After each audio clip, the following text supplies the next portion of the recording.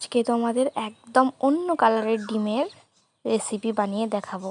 এই ডিমটা কিন্তু সবুজ কালার, তো এখানে একটু কম বোঝা যাচ্ছে, কিন্তু দারুণ সবুজ কালার দেখতে, অরিজিনালে খুব সুন্দর, সাদা না কিন্তু। তো ভালো করে ধুয়ে নিয়ে ভাতে সেদ্ধ দিয়ে নিলাম, তো সেদ্ধ হয়ে গেছে, বের করে ছুলবো। ডিমটা এত নরম আর এত সফট, মানে কি বলবো তোমাদেরকে, এটা কিন্তু হাঁসের ডিম। আমি এরকম কালারের আগে হাঁসের ডিম কোনোদিনও দেখিনি, আজকে ফার্স্ট টাইম দেখলাম আর ফার্স্ট টাইম আজকে খাবো, তাই তোমাদের সঙ্গে রেসিপিটি শেয়ার করলাম।